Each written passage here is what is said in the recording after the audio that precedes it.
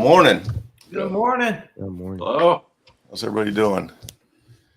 Good. How are you? 10 out of 10. Fantastic. Welcome back to another episode of NBR. Today we got the NHL, the NBA. Tigers wild pitch, lost the game, almost killed the ump. That's hilarious. Not for the umpire. It's sad. Sad. Yeah, that dude got smoked, man. He was down for the count. It's like they weren't even trying to catch the ball at all. I think the signal got mixed up. I'm sure. Yeah. I mean, that's just kind of how the Tigers season's going right now. For real. In a nutshell. That's just kind of how Oh, the Tigers damn. season is going right now. That sucks. Wow. I like how the pitcher knew where it went more than the catcher did too. Oh my God, Man. He didn't even clip the glove. Just smoked him right in the just face. Straight face shot. Dude. Wow. I've seen a lot of crazy endings in my life. I haven't seen that. Yeah, I mean, just the way the Tigers season's going is all I can say. That's tough. Was he okay, the umpire? I don't know. Riley Green's out indefinitely. Stress fractures. That's going to hurt. Yep. Erod's out for 15 days. I feel like that's just part of baseball nowadays is like you're going to go through a stretch where half your team is hurt. Yeah. It just sucks, though, because we were so close. We were only a game out of first place, you know? Yeah. Your arguably two best players go down within a day. Yeah, it's tough. It's tough. Kick in the nuts, man. Huge kick in the nuts. Yeah, the Cubs are in last place, and it's not even summer yet. Well, that's like you're like a broken record, man. We hear that every year. Yeah, I know. Yeah, but they made some moves over the offseason. I was really excited for the Cubs, and they're just I don't know. They're in that position where they could play good baseball. They just don't. Well, you know, every once in a while you'll see it, but the They're All-Star. underachieving. They're underachieving. mhm. Well, we got a lot. Yeah, they're underachieving, and we got a lot of good young talent, but can't put it together. So the All-Star break in July, when the trade deadline is there, I'm going to see. It's going to be interesting for the Chicago Cubs. That's for sure. You think they'll make some moves over the trade deadline? You know, I'm trying to keep up on it, John, and read what comes across. So I mean, if they continue on in a city like Chicago, yeah, I think you got to. Yeah, they'll be sellers for sure. Well, we got Stroman, which is our best pitcher. Mhm. Got to see what we're I going like him. Yeah, he's good. I like him a lot. Smiley's good for us, but I don't know. I mean, are we going to keep Stroman and give him a big paycheck, or are we going to trade him? I mean, so the dynamics. The other thing is Chicago Bears, Chicago news stuff. Arlington, where they bought the new land for the stadium. After they bought the land, I guess apparently there was a tax assessment done, and the Cook County raised the taxes on the land in Arlington. So now the Bears are looking at another location now. So, yeah. They're playing them, huh? Because trying to get them back for leaving. Yeah, it's like, I think the way it was is if you buy some land or whatever, and it hasn't had a tax assessment, and the last tax assessment, let's say, was $100,000, and you just bought the land for $400,000. Well, now they're going to tax you on the $400,000, not the $100,000. And I think that's kind of, for simplicity, I think that's what happened with the Bears on the recent Arlington purchase. They bought it for this, and the assessment was lower. But then when they bought it, they paid more for it. Now they're basing the taxes on that. So it's a mess. I don't know. Who knows? We'll see. That's Chicago news.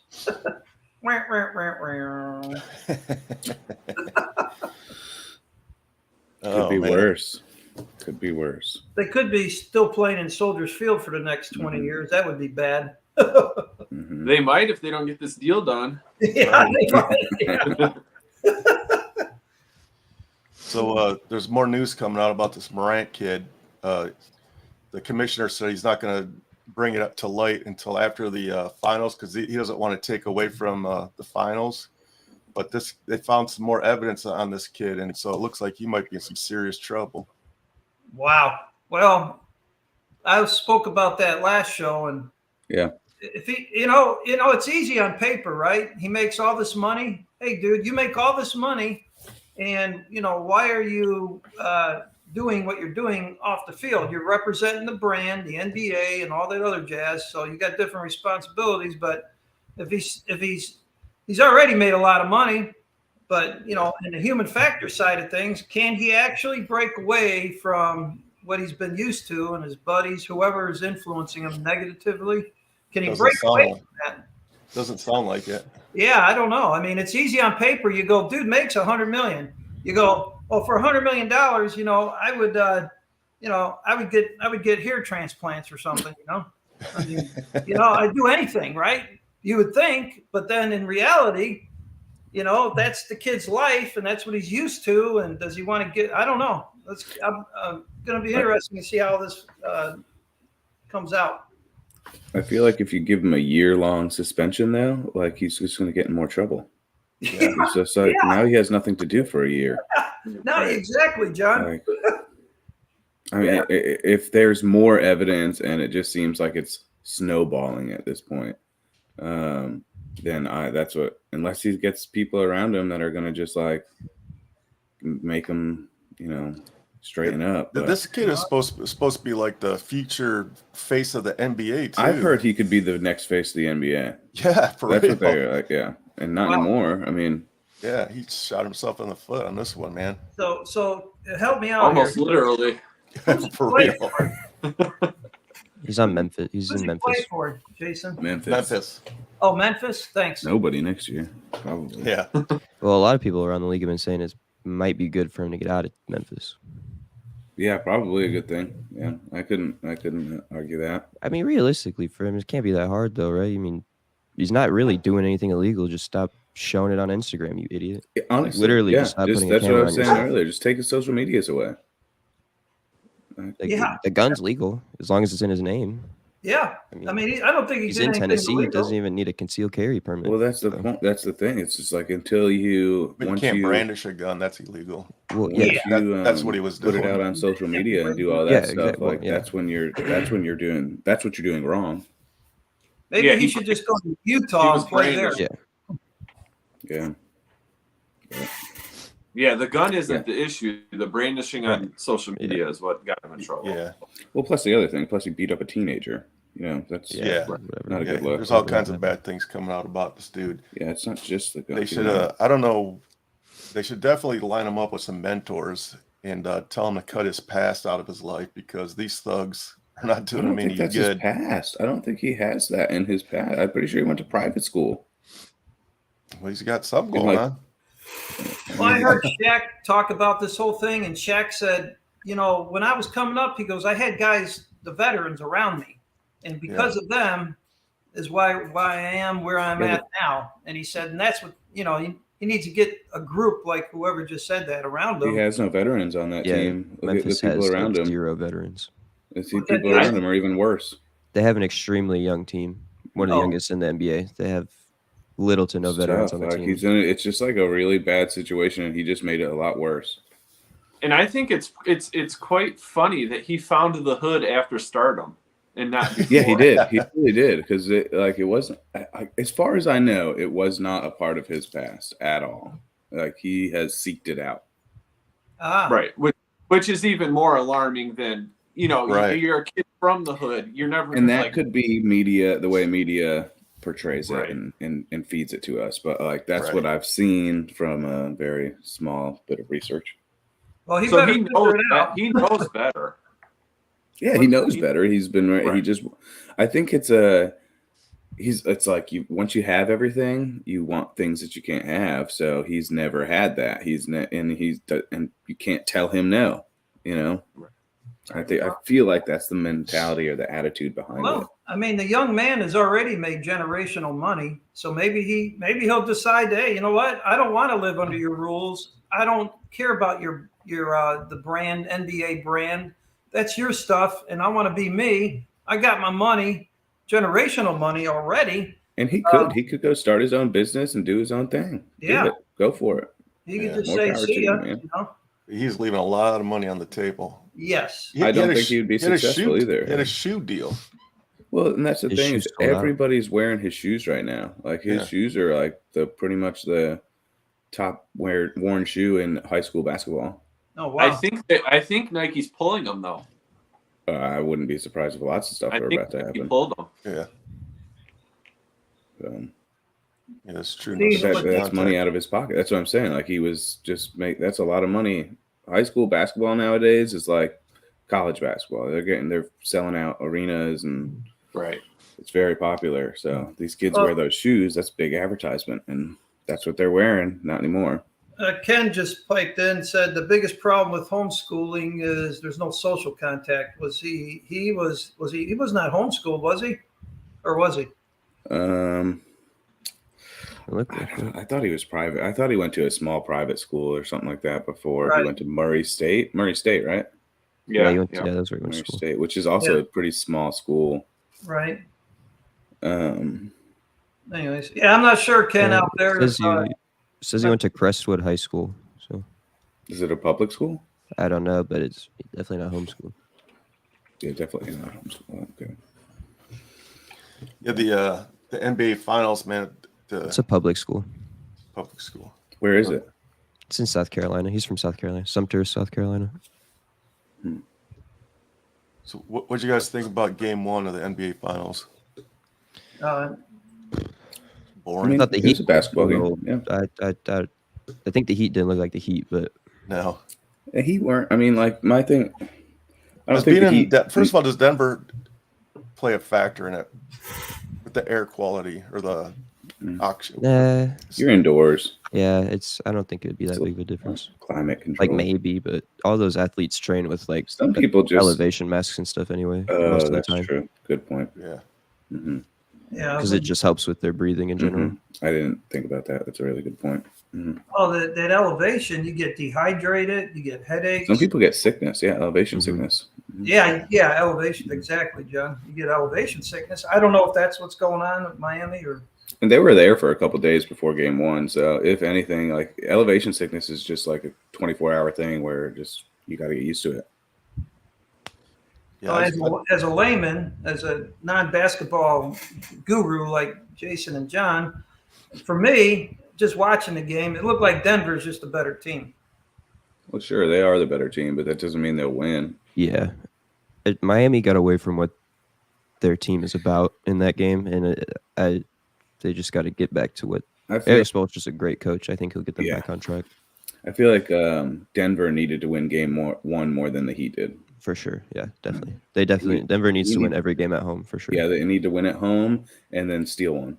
Mm-hmm. If they could steal one and they could look what they did at that Boston game where they lost at the buzzer. They were down by 10 with like 2 minutes left.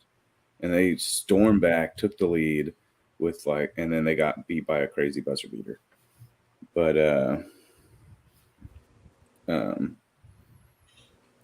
Heat need to win every game at home. Definitely. So Ken, who's piping in, he's a medical person, retired medical person in the Navy. I served with him. He said Denver will have to deal with the heat and humidity of Florida. So then there's that.